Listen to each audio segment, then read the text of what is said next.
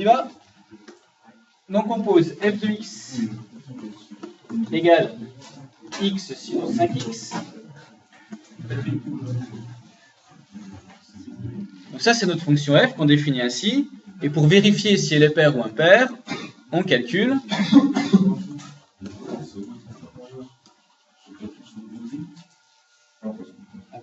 f de, voilà, l'opposé de x, f de moins x.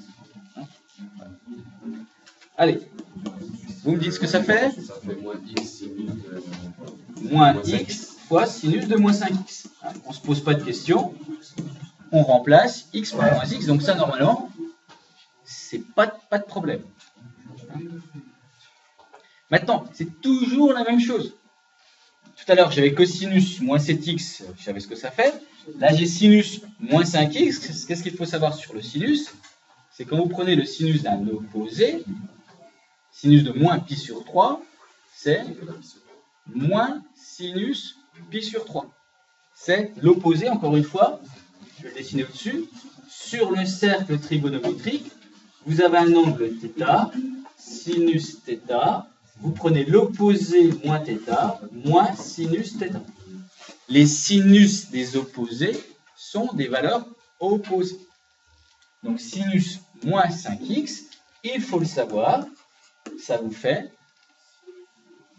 moins sinus 5x. Ça, c'est un résultat qu'il faut retenir. Le cosinus, ça ne change rien. Cosinus moins 5x, c'est cosinus 5x, mais avec le sinus, c'est l'opposé. Donc, pardon. Ah, des moins, j'en ai partout, là. Maintenant, il faut que je gère ces 6 moins. Comme ils se multiplient entre eux, qu'est-ce qui va se passer? Ça va devenir positif. Donc, au final, les 2 moins vont se simplifier, enfin, ils vont devenir positifs. Donc, qu'est-ce que j'obtiens comme résultat? X sinus 5x. Donc, vous voyez, pour l'instant, je ne m'occupe pas de savoir est-ce que c'est f de x, est-ce que c'est pas f de x. Je gère ce qui se passe lorsque je remplace x par moins x. Et donc, au final, on a simplifié les signes moins. Maintenant qu'on a fait toutes les simplifications possibles, Franck, on regarde le résultat, et c'est là qu'on compare à f de x. Et c'est le même. Donc, en bout de course, j'écris ici, vous l'avez dit, f de x. Donc, qu'est-ce que je remarque?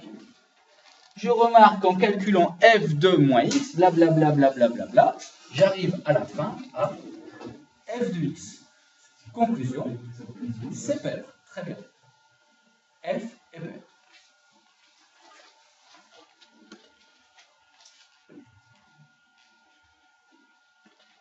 Donc, F est pair.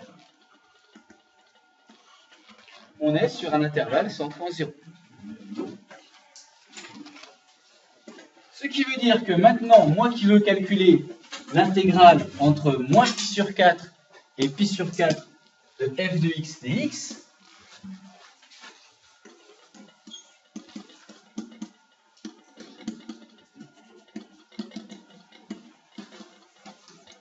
puisque cette fonction-là est paire, je sais que c'est égal,